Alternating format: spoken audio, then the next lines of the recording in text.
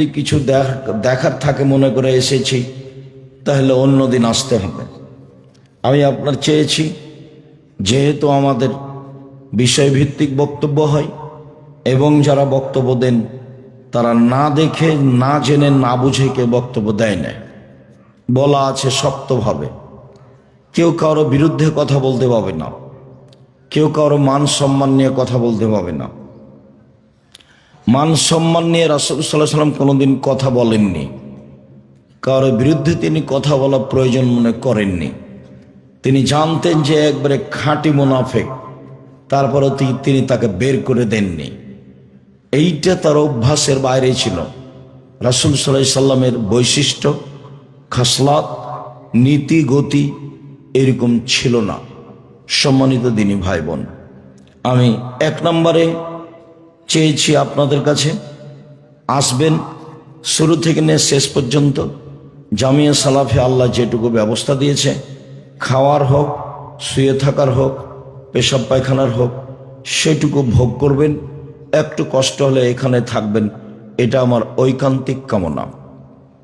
যদি কম বেশি হয়ে থাকে তাহলে বুঝতে হবে আমি দাবি জানিয়েছি, ভুল আপনি করেছেন। সম্পূর্ণ সময় থাকার পরে যেটুকু কষ্ট ভোগ করলেন সেটুকু আমাদেরকে জানালে আমরা সেটা করার চেষ্টা করব ইনশাআল্লাহ। আমি আপনাকে দান খায়রাত করতে বলি এই জন্য যে জামিয়া সালাফিয়া দান খায়রাতের জন্য অন্য কাউকে আমরা বলতে বলি না।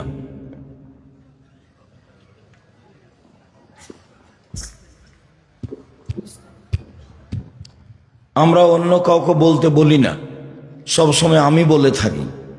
দেশে বিদেশে যেখানেই যাই আমি জামিয়া সালাফিকে সাথে নিয়ে যাই। জামিয়া সালাফের ভালোবাসায় নিজেকে বিলীন করেছি বলে আমার মনে হয়। আল্লাহকে বলছি, তুমি ভুল ত্রুটি মাফ করো, জামিয়া সালাফিকে কবুল করো। তোমাকে মানুষ চিনবে, তোমাকে মানুষ জানবে, তোমাকে মানুষ মানবে। এ আশায় জামিয়া সালাফে গড়েছি, গড়তে যাচ্ছি, গড়ব ইনশাআল্লাহ। তুমি এটুকু কবুল করো।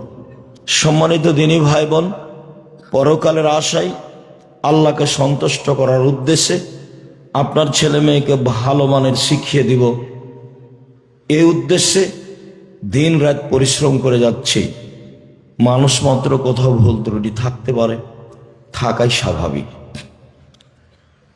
কাজেই আমি চাই আপনার যাওয়া আসাটা একমাত্র আল্লাহর সন্তুষ্টির জন্য হয়ে থাকে, এইটা আমি আপনার কাছে ঐকান্তিকভাবে দাবি রাখি। অন্যান্য প্রোগ্রামে গেলেন, গল্প করলেন, ঘুরলেন ফিরলেন, হাট বাজার করলেন আর চলে গেলেন, এটা আমি চাইনি, কোনো সময় এটা চাই না। এটা আমার প্রথম কথা। দ্বিতীয় কথা হলো এই যে কি আমল শিখলাম, কি আমল করব, তাতে বক্তব্য যা শুনলাম, যা বুঝলাম, এতে যদি কিছু উপকার হয়ে থাকে সেটা পালন করার চেষ্টা করতে হবে। আমি জীবনে কোনো দিন খ্রিস্টান আব্রাহাম লিঙ্কনের কাল্পনিক পদ্ধতি, নির্বাচন পদ্ধতিকে পছন্দ করিনি। এর বাস্তবতা আমি খুব ভালোভাবে জানি। আমার চোখের সামনে নির্বাচনের নাম দিয়ে মানুষ মানুষের রাস্তাঘাট বন্ধ করে, মানুষ মানুষকে জেল হাজত দেয়, মানুষ মানুষকে মারে, মানুষ মানুষকে হত্যা করে, মানুষ মানুষের টাকা পয়সা লুটে নেয়, মানুষ মানুষের মান ইজ্জত লুটে নেয়। কত ধরনের অন্যায় আছে, সর্ব ধরনের অন্যায় মানুষ লিপ্ত হয়। একজন আর একজনের সব সময় মুখামুখি শত্রুতায় থাকে। আসলে যারা এই নির্বাচন পদ্ধতি তৈরি করেছে তারা এগুলা আমাদের উপরে চাপিয়ে দিয়ে তারা ফিরিয়ে আছে। আমার অনুমান যে আব্দুল্লাহ যখন বক্তব্য দিচ্ছিল গত রাতের আগের রাতে, তখন মোটামুটি ভালোই বুঝেছি ঘটনা কি, এমন কেন হচ্ছে, এমন কেন হচ্ছে। এটাই তো তারা চেয়েছে, চাচ্ছে, যার কারণে হচ্ছে। রাসূল সাল্লাল্লাহু আলাইহি সাল্লাম তো এইটা চায়নি, যাতে মানুষের উপরে মানুষ ক্ষিপ্ত হবে, মানুষের অর্থ সম্পদ মানুষ লুটে নিবে, মানুষকে মানুষ জেল হাজতে দিবে। এটা তো রাসূল সাল্লাল্লাহু আলাইহি সাল্লাম চাননি। এটা তো শিষ্টাচার নয়, এটা তো আদব কায়দা নয়। রাসূল সাল্লাল্লাহু আলাইহি সাল্লাম বলছেন, আলা তাসমাউনা, আলা তাসমাউনা, আলা তাসমাউনা, তোমরা শুনছো না, তোমরা শুনছো না, তোমরা শুনছো না, আন্না সাজাজাতা মিনাল ঈমান। সাদা সিধে, সাদা সিধে চলা, থাকা, খাওয়া, পড়া, কথা বার্তা সব হবে ঈমান। আর যখনই একটু উলট পালট হবে তখন তা আর ঈমান হবে না। ভদ্র আচরণ, নম্র চালচলন, ভালো আদর্শ, ভালো চালচলন, মধ্যম পন্থায় চলা, ধীরস্থিরতা অবলম্বন করা, নবীগণের স্বভাবের 24 ভাগের 1 ভাগ, 25 ভাগের 1 ভাগ।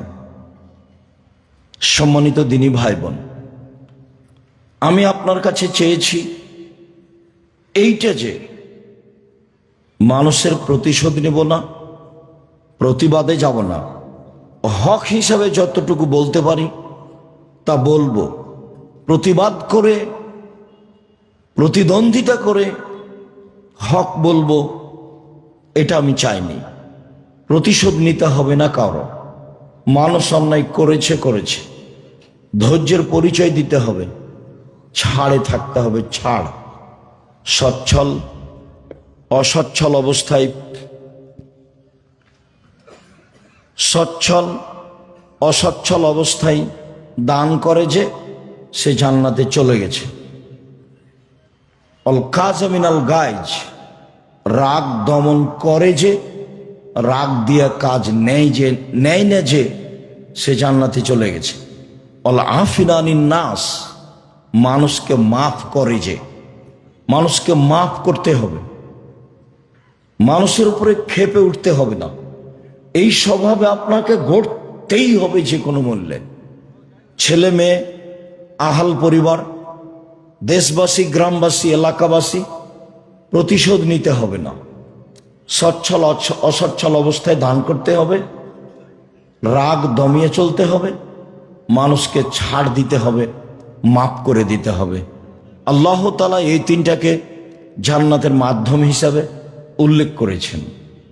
আমি দ্বিতীয় যেটা বলতে চেয়েছি সেটা হলো এইটা যে প্রতিশোধ নিব না, ছাড় দিয়ে যাব, মাফ করে দিয়ে যাব। শিষ্টাচারে 1 নম্বরে থাকার চেষ্টা করব, জরুরি প্রয়োজন ছাড়া।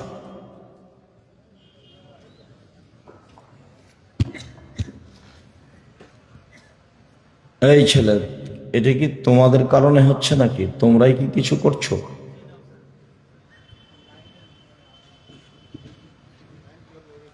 সম্মানিত দিনী ভাই বোন, অবশ্যই ছাড় দিতে হবে, প্রতিশোধ নিতে হবে না। এইটাতে থাকার জন্য আমি আপনাকে অনুরোধ জানাচ্ছি, এই জন্য যে ভালো চাল চলনের নেকি বিচারের মাঠে নেকির পাল্লায় সবচেয়ে ভারী নেকি হবে। হজের নেকি যত ভারী, ভালো চাল চলনের নেকি তার চেয়ে 1,00,000 গুণ বেশি ভারী। উমরার নেকি যত ভারী, ভালো চাল চলনের নেকি তার চেয়ে 1,00,000 গুণ বেশি ভারী। সালাত, সিয়াম, জিকির আজকার, তাসবিহ তাহলিল, এসব নেকির যত ভারী, এর ওজন যত, ভালো চাল চলনের নেকি তার চেয়ে 1000 গুণ বেশি ভারী। মানুষের পাপ নেকি বিচারের মাঠে ওজন হবে মর্মে আমি অনুরোধ জানিয়েছি যে এখান থেকে নিয়ে যাব ভালো চাল চলন।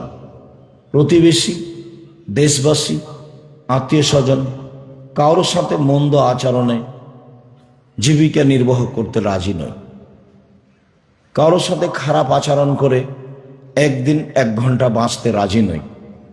জুলুম করে, মানুষের ওপর অন্যায় বিচার করে, মানুষের বদনাম গীবাত করে, মানুষের মান সম্মান নষ্ট করে একদিন 1 ঘন্টা বাঁচতে রাজি নই। আল্লাহ রসুল বিদায় হজে অনেক কথা বলেছেন। তার একটা কথা বলেছেন, দেখো মানুষের মান সম্মান হচ্ছে কাবা ঘরের মান সম্মানের মতো। দেখো মানুষের মান সম্মান হচ্ছে হজের দিনের মতো। দেখো মানুষের মান সম্মান হচ্ছে মক্কা শহরের মতো। মানুষের মান সম্মান রক্ষা করার চেষ্টা করো। জাহেলিয়াতকে ভেঙে দিতে হবে। কুল্লু আমরিন মিন জাহেলিয়া, জাহেলিয়াতের যুগে যত অপছন্দ নোংরা নীতি ছিল পুরুষ নারী মিলে, সবকে আমি পায়ের নিচে রেখে দিলাম। এই ভাষণ রাসূল সাল্লাল্লাহু আলাইহি ওয়াসাল্লাম বিদায় হজে দিলেন। আমি দ্বিতীয় চেয়েছি, অবশ্যই আপনি ছাড় দিয়ে মন্দ আচরণ ত্যাগ করে যে কয়েকদিন বেঁচে থাকবেন, বেঁচে থাকার চেষ্টা করবেন, আমার জরুরি অনুরোধ। 3, আপনার ছেলে মেয়ের উপরে জাতি নির্ভর করছে। আপনি আর আমি যেভাবে ছেলে মেয়ে মানুষ করতে চেয়েছি, এইটা দিয়ে জাতি রক্ষা হবে না। বাংলাদেশের ছেলে মেয়েরা শিক্ষা অর্জন করে ঠাকুরের গান বলে, ওমা তোমার আকাশ তোমার বাতাস। বাংলাদেশের ছেলে মেয়েরা শিক্ষিত নয়। বাংলাদেশের ছেলে মেয়েরা শিক্ষা অর্জন করে শহীদ মিনার তৈরি করে। শহীদ মিনার তৈরি করে ওদের কি হবে? এখন যে 2000 মানুষ মারা গেলে এদের কোন মিনার তৈরি করতে হবে? শহীদ মিনার যদি তৈরি করতাম তাহলে সাইয়্যিদুশ শুহাদা হামজা ইবনে আব্দুল মুত্তালিব, একবারে আদম থেকে নিয়ে কিয়ামত পর্যন্ত যত মানুষ শহীদ হয়েছে, যত মানুষ শহীদ হচ্ছে, যত হবে কিয়ামত পর্যন্ত, সবার চেয়ে দামি মানুষ হলেন হামজা ইবনে আব্দুল মুত্তালিব। শহীদ হিসাবে শহীদ মিনার তৈরি করলে তারই শহীদ মিনার তৈরি করতাম। তাহলে আপনি জাতির জন্য ছেলে মেয়ে মানুষ করতে পারেননি। ছেলে মেয়ে মানুষ করেছেন, ও হলো চোর ডাক্তার, ও হলো প্রতারক ধোঁকাবাজ ডাক্তার, রাসূলের আদর্শ বুঝেনি। তাহলে আপনি জাতির জন্য কি ছেলে মেয়ে মানুষ করলেন? আপনার ছেলে মেয়ে জাতিকে রক্ষা করতে পারলো না। বহু জায়গাতে আল্লাহ কোরআন মাজিদে বলছে, ফেরাউন তার সম্প্রদায়কে সৎ পথ দেখাতে পারেনি। ফেরাউন তার সম্প্রদায়কে সঠিক পথে পরিচালনা করতে পারেনি। ফেরাউনের এমনিতেই হুঙ্কার আর দাবি যে হামান উঁচু প্রাসাদ নির্মাণ করো, আমি মূসার রবকে হত্যা করব। আমি মনে করছি মূসা মিথ্যার ভিত্তিতে মূসা দিনরাত কাটাচ্ছে, ও আমাদের মান সম্মান নষ্ট করে দিবে। এসব ফেরাউনের এগুলো ফালতু কথা। ফেরাউন জাতিকে রক্ষা করতে পারেনি, এই কথা আল্লাহ কোরআন মাজিদে বহুবার বলেছেন। সে জাতিকে ভুল পথে নিয়ে গেছে।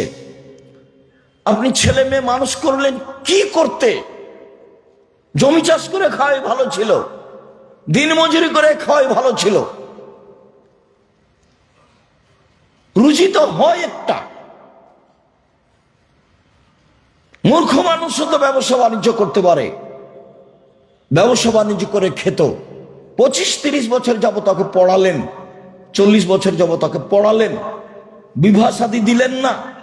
30-32-35 বছরে বিবাহ শাদী দিলেন, খালি বললেন ইস্টাবলিশড হতে হবে। বাহ, নিজের পায়ে দাঁড়াতে হবে। মেয়েও শিখলো চাকরি করব, তারপরে বিবাহ। জেনাতে সয়লাভ, জেনার বন্যা। ছেলেও বুঝলো তাই, মেয়েও বুঝলো তাই। এক সময় এই প্রজনন দেখা দিয়েছিল খুব বেশি ভাবে, যার কারণে হাজারো লক্ষ মেয়ে এখন বাংলাদেশে আছে যাদের বিবাহ হয়নি, যাদের বয়স 35, 40, 45, 50। তার মানে ওরা ইস্টাবলিশড হবে। তারপরে বিবাহ, সমাজের সেবা করবে, মাঠে নেমে যাবে। আমি আপনার ছেলে মেয়ে এভাবে লালন পালন করা চাইনি। আমি চেয়েছি আপনার ছেলে জাতিকে রক্ষা করুক। কিভাবে করবে সেটা আপনি দোয়া করেন আল্লাহর কাছে, ছেলে দোয়া করুক আল্লাহর কাছে, এবং সেই মানের বিদ্যা অর্জন করুক। জাতিকে পরকালমুখী করতেই হবে যে কোনো মূল্যে। জাতিকে বুঝাতে হবে মানুষের বিচার হবে, হক বাতিলের বিচার হবে, মানুষের মরণ হবে, মানুষ মানুষের কল্যাণে থাকবে। মানুষ মানুষের অর্থ সম্পদ লুটে নেওয়ার জন্য জন্ম নেয়নি, শিক্ষা অর্জন করেনি। মানুষ মানুষের মান সম্মানের হানি করবে এই জন্য মানুষ জন্ম নেয়নি, এই জন্য শিক্ষা অর্জন করেনি। সব ধরনের জাহেলিয়তকে, বন্যতাকে, বর্বরতাকে, ধোঁকাবাজিকে, শয়তানিকে, জুয়াচ্চরিকে, স্বৈরাচারীকে সব আল্লাহ রাসূল বিদায় হওয়ার দিন পায়ের নিচে রেখে দিয়েছেন। বলে গেছেন, জাতির সামনে শিষ্টাচার দিয়ে গেলাম। এক গিলাস পানি পান করলে 5টা বিধান লাগে। আপনি ছেলে মেয়ে এইভাবে মানুষ করেন। আব্দুল্লাহ বক্তব্যের এক পর্যায়ে অনেক পরামর্শ দিয়েছিল। তাহলে আমরা এখন কি করতে পারি? জাতিকে বাঁচাতে হলে নির্বাচন পদ্ধতির পথ ঘাটগুলি তো ভালো দেখতে পেলাম না। তো তাহলে এখন আমাদের কি হবে? আমরা কি করব? তো ভালো ভালো কয়েকটা পয়েন্ট উল্লেখ করলো যে আপাতত এইগুলো করি। ছেলে মেয়েকে মানুষ করেন জাতিকে বাঁচানোর জন্য, জাতিকে পরকালমুখী করার জন্য, জাতিকে আল্লাহকে চেনানোর জন্য, জাতিকে মোহাম্মদ সাল্লাল্লাহু আলাইহি সাল্লামকে চেনানোর জন্য। মোহাম্মদ সাল্লাল্লাহু আলাইহি সাল্লামের জন্মদিবস পালন করলো, একবার ট্রাকে উঠে মিলাদ করলো। এটা দিয়ে ও জাতির কি করলো? সিগারেটও হাতে আছে, দাড়িও চাচা আছে, রং মেখে আছে, আর বলছে মিলাদ। মিলাদ করছে, এ দিয়ে জাতি রক্ষা হবে? এটা কথা হলো? এরকম করা, হইচই করা, নবীর নামে চিল্লা চিল্লি করা, আর ওমা তোমার আকাশ তোমার বাতাস, এর আবার পার্থক্য কি? আপনার ছেলে মেয়ে প্রত্যেক দিন সকালে গিয়ে বলে, ও কালিমা তোমার আকাশ, ও কালিমা তোমার বাতাস। এটা আপনার সহ্য হয় কেমনে? আপনি কেন একটু পদক্ষেপ নেন না? ছেলে মেয়ে মানুষ করব এই জন্য যে জাতিকে শিরক মুক্ত করতে হবে। ছেলে মায়ের দুধ ছেড়ে স্কুলে যেতে না যেতে ওর জন্মই হচ্ছে বিদ্যার জন্ম শিরক দিয়ে। কি করে জাতি রক্ষা হতে পারে? আল্লাহকে অপমান করে, নবীকে অপমান করে কি করে জাতি রক্ষা হতে পারে? এটা হয় কি করে? বাংলাদেশের আলেম ওলামা সুযোগ পেয়েছিল নিজের মতো দেশ গড়তে, কিন্তু বুঝলো না তারা। নিজ নিজ স্বার্থে নেমে গেল। সবাই বসে, যারা মনে করে আমরা কোরআন হাদিস বুঝি, হানাফি হোক, শাফি হোক, মালিকি হোক, হাম্বলি হোক, যেই হোক না কেন, তারা যদি নিজ স্বার্থ ত্যাগ করে বাংলাদেশের মাটিতে পরামর্শের ভিত্তিতে নেতা নির্বাচন হবে, এই পদক্ষেপ যদি তারা হাতে নিত, তাহলে যারা গাদ্দারি করছে, করেছে, করবে, এরা সুযোগ পেত না। কিন্তু আমি আর আপনি তো সুযোগ নিলাম না। শুধু খালি ছেলেগুলো জীবন দিল, মানুষগুলো জীবন দিল। পানি লাগবে, পানি লাগবে, পানি লাগবে। সুযোগকে মাটির সাথে মিশিয়ে দিল। সবাই নিজ নিজ স্বার্থ নিয়ে চলল ধর্মের নামে। অবাক কথা, দেশের মুরগি জ্বালিয়ে দিয়ে ইন্ডিয়া থেকে ডিম নিয়ে আসতে হবে, এরাও নাকি দেশ চায়। দেশের কলকারখানা বন্ধ করে ইন্ডিয়া থেকে সবকিছু নিয়ে আসতে হবে, এরাও নাকি দেশ চায়। দেশের টাকা পয়সা বাহিরে দিয়ে দেশের শাসন ব্যবস্থা চালাতে হবে, এরাও নাকি দেশ চায়। এর চেয়ে ধোঁকাবাজি, এর চেয়ে মুনাফেকি, এর চেয়ে জুয়াচুরি, এর চেয়ে শয়তানি আর কি হতে পারে? জাতির সাথে মুনাফেকি করে বিদ্যা দেখাও তুমি, জাতির সাথে মুনাফেকি করে নির্বাচন দেখাও তুমি, জাতির সাথে মুনাফেকি করে নেতৃত্ব দেখাও তুমি। এটা তোমার একটা আস্ত ধোঁকাবাজি।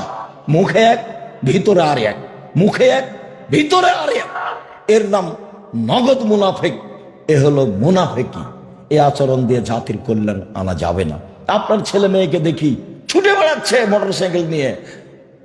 তোমার আমাদের নেতার চরিত্র ফুলের মতো পবিত্র, আপনার ছেলে মেয়ে তো দৌড়ে বেড়ায়, এখনো বেড়াচ্ছে মোটরসাইকেলে ঘুরে বেড়াচ্ছে। ও কি করতে পারে জাতির? কি করতে পারে ও জাতির? ও কিছুই করতে পারে না জাতির। জাতির অর্থ সম্পদ লুটে খাবে। এই জন্য আপনি ছেলে মেয়ে মানুষ করেছেন। দুঃখিত, এটা চাইনি।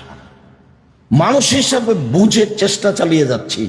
তাই সব সময় বলি, দাঁড়ালে বলি, শিরক মুক্ত প্রতিষ্ঠান জামিয়া সালাফিয়া, বিদআত মুক্ত প্রতিষ্ঠান জামিয়া সালাফিয়া, দল মুক্ত প্রতিষ্ঠান জামিয়া সালাফিয়া, সংগঠন মুক্ত প্রতিষ্ঠান জামিয়া সালাফিয়া, হিংসা মুক্ত প্রতিষ্ঠান জামিয়া সালাফিয়া।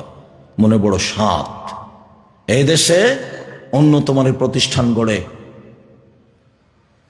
বাংলা, ইংরেজি, আরবি উন্নত মানের বাচ্চাদের শিক্ষা দিয়ে জাতির অন্যায়ের বিরুদ্ধে লড়বো। মুখে কলমে মিডিয়াই লড়বই ইনশাআল্লাহ। কতটুকু সফল? সফলতা যার হাতে আছে সে বুঝবে।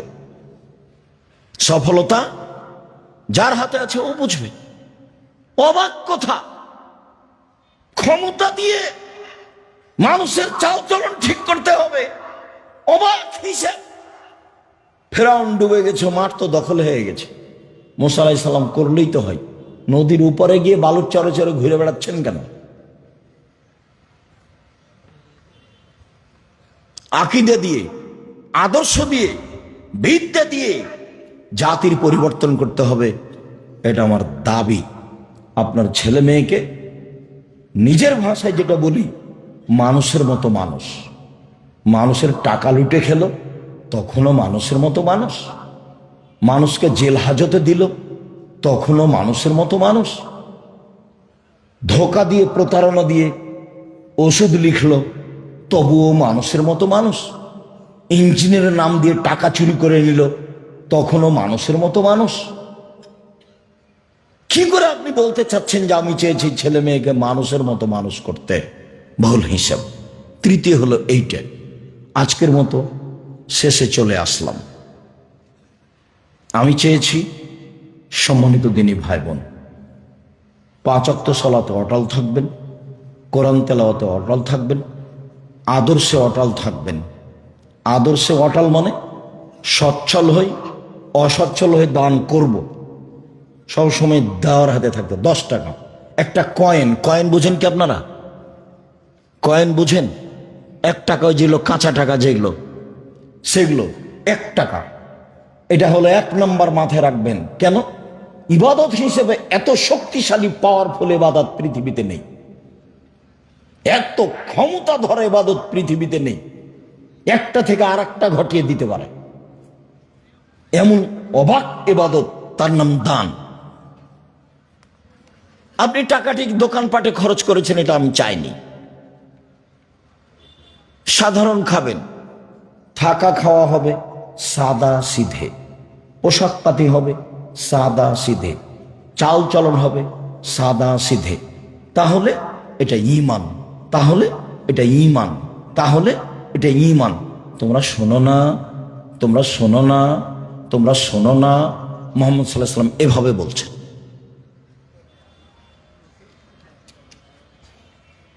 5 ওয়াক্ত সালাতে অটল, কোরআন তেলাওয়াতে অটল। আড্ডা পিঠা চিরদিনের জন্য হারাম। দোকানপাটে, রাস্তাঘাটে মোবাইল নিয়ে সময় কাটানো চিরদিনের জন্য হারাম। সম্মানিত দিনী ভাই বোন, ছেলে মেয়েকে যে কোনো মূল্যে আদর্শ করতেই হবে, পরকালমুখী করতেই হবে। আপনার ছেলে মেয়ে জাতিকে পরকালমুখী করবে, জাতিকে আল্লাহকে চিনাবে, জাতিকে নবীকে চিনাবে, জাতিকে পরকালকে চিনাবে, জাতিকে ভাগ্যকে বিশ্বাস করাবে। আলেম ওলামা নেমে গেছে ওই করোনাতে। করোনা আমাকে ধরবে কিনা পৃথিবী সৃষ্টির 50,000 বছর পূর্বে লেখা আছে। আর মৌলানা সাহেব বলছে যে একজন মৌলানা আর একজন মৌলানাকে এ সরকারি আইন মেনে চলে, খুব ভালো মানুষ। কি সরকারি আইন? 3 ফুট পর পর দাঁড়াতে হবে মসজিদে। তা বলছে ও খারাপ মানুষ। আমাকে বলছে সবচেয়ে ভালো মানুষ, তা বলছে ও খারাপ মানুষ। কে বলেছে? আর যদি একদিনও কাবা ঘরে পায়ে পা না মিলিয়ে দাঁড়ায়, তবু এটাই নীতি, নবীর নীতি কিয়ামত পর্যন্ত পরিবর্তন করা যাবে না। মানুষের নীতির 5 পয়সা দাম নেই। কার নীতি চালু রাখতে হবে সব সময়? মুহাম্মদ সাল্লাল্লাহু আলাইহি ওয়াসাল্লামের। ছেলে মেয়ে এটা করবেন। আপনাকে আমি কষ্ট দিতে চাইনি, বলছি আল্লাহ আমাদের যেসব দিনী ভাই বোন সালাফি কনফারেন্সে উপস্থিত হয়েছিল, তুমি তাদের কবুল করো, তুমি তাদের ক্ষমা করো, তুমি তাদের নিরাপত্তা দান করো, তুমি তাদের আহাল পরিবারকে তোমার রাসূলের পদ্ধতিতে গড়ে তোলার সুযোগ করে দাও। তুমি তো সর্বশক্তিমান, তুমি করতে পারো, তুমি আজিজ, তুমি পরাক্রমশালী, কেউ তোমাকে ঠেকাতে পারে না। তুমি যদি কালকে ফেরাউনকে ক্ষমা করে দাও, তো তোমার বিচার কেউ করতে পারে না। ফেরাউনকে ক্ষমা করলো কেন, এই কথা কেউ বলতে পারবে না। মুসা আলাইহিস সালাম, ঈসা আলাইহিস সালাম বলছেন, ইনতুয়াসিবহুম ফাইনুম ইবাদুকা, আমি কাউকে বলিনি আমি আল্লাহ, আমার জীবদ্দশায় আমার পরে তারা কি করেছে সেটা আপনি জানেন। আমি মানুষকে বলিনি আমি আল্লাহ, আমার পরে তারা কি করেছে সেটা তুমি জানো।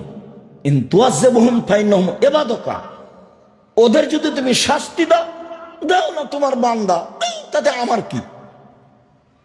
তুমি ওদের যদি শাস্তি দাও তো দাও না, আমার কি করার আছে? দাও, তোমার বান্দা, তুমি দিবা শাস্তি, তো আমার কি করার আছে? আইন তাগফির লাহুম ফাইন্নাকা আনতাল আজিজুল হাকিম, আর তুমি যদি ক্ষমা করে দাও, তাহলে তুমি পরাক্রমশালী, প্রজ্ঞাময়, তোমার কেউ বিচার করতে পারে না। সারা পৃথিবীর মানুষকে যদি তুমি ক্ষমা করে দাও, তোমার সামনে কেউ মুখ খুলতে পারবে না। তুমি পরাক্রমশালী, তোমাকে কেউ পারে না। আজকে ধ্বংস করে দিয়েছ, সামুদকে ধ্বংস করে দিয়েছ, ফেরাউনকে ধ্বংস করে দিয়েছ, আইকাবাসীকে ধ্বংস করে দিয়েছ, তুব্বাকে ধ্বংস করে দিয়েছ। কত সম্প্রদায় তুমি সময়ের গতিতে ধ্বংস করেছ। আজ সামুদের ব্যাপারে কথা বলছে আল্লাহ ফেরাউনকে, যে ফেরাউন তোর চেয়ে শক্তিশালী ছিল তারা অর্থ সম্পদে, তোর চেয়ে শক্তিশালী ছিল তারা জমিনে স্মৃতি নির্মাণে। এমন স্মৃতি নির্মাণ করে চলে গেছে তারা, কিয়ামত পর্যন্ত দেখতে পাবে মানুষ। আমি মনে করি পিরামিড তাদের কথা, তাদের তৈরি, আজ সামুদের। ওদেরকে ধ্বংস করে দিয়েছে, কেউ তার বিচার করতে পারেনি। ফেরাউনকে ধ্বংস করে দিয়েছে, কেউ তার বিচার করতে পারেনি। ক্ষমতা দেখে বেঁচে লাভ নেই। ক্ষমতা যদি দেখতে চান অন্যায়, সময় আসলে রক্ষা করতে পারে না কেউ। খুলনার অঘোষিত সম্রাট এরশাদ শিকদার, সময় আসলে ধ্বংস হয়ে যায় ক্ষমতা, কেউ টিকাতে পারে না। আর আপনাদের নেতৃত্ব সময় 45 মিনিট, এ তো খুব ভালোভাবে জানেন। এই হিসেবে তো জানেন ক্ষমতা দিয়ে, এইসব ক্ষমতা দিয়ে কাজ হয় না। আল্লাহ, তুমি আমার ভাইরা যারা এসেছিল তাদেরকে তোমার পদ্ধতিতে তোমার শক্তি দিয়ে পরিচালনা করো, এটা তোমার কাছে দাবি। তারা যে উদ্দেশ্যে এসেছিল, কোনো জায়গাতে ভুল ত্রুটি থাকলে তুমি মাফ করে দাও, আর যাতে তাদের কল্যাণ আছে সেটা তুমি করে দাও। তুমি করতে পারো আল্লাহ, তুমি সর্বশক্তিমান। আমাদের ছেলেরা, শিক্ষক মণ্ডলীরা যারা আমাদের এই সালাফি কনফারেন্স লক্ষ্যে জীবন বাজি রেখে পরিশ্রম করে এসেছে, তুমি তাদের কবুল করো। আমাদের ছেলেরা অনেক কষ্ট করে গ্লারি নানান কিছু তৈরি করেছে, দেখলেও আপনাকে ভালো লাগবে। কালকে তাদের যেগুলি অল্প সময়ের উপস্থিতি ছিল তা আপনার কাছে ভালো লেগেছে বলে আমরা মনে করি। আমরা মানুষ হিসাবে চেষ্টা চালিয়ে যাচ্ছি। আল্লাহ, তুমি আমাদের ছাত্র শিক্ষককে কবুল করো, তাদেরকে মানুষের মতো মানুষ করো, তাদেরকে এমনভাবে আলেম তৈরি করো তারা যেন জাতির কল্যাণে থাকতে পারে, তারা যেন জাতিকে পরকালমুখী করতে পারে, তারা যেন জাতিকে আল্লাহকে চিনাতে পারে। এটা তুমি করে দাও, তুমি করতে পারো। আল্লাহ, যারা প্রশাসনে রয়েছে, সহযোগিতা করেছে, তুমি তাদেরকে কবুল করো, তাদেরকে পরকালমুখী করো, তাদের আহাল পরিবারকে তুমি কবুল করো। আল্লাহ, আমরা যারা বিভিন্ন জায়গা থেকে এসেছি, তোমাকে সন্তুষ্ট করার জন্য এসেছি। যদি কোনো জায়গাতে ভুল ত্রুটি হয়েও থাকে, তাহলে মানুষ হিসাবে বলছি, তুমি আমাদের মাফ করো, তুমি আমাদের ক্ষমা করো।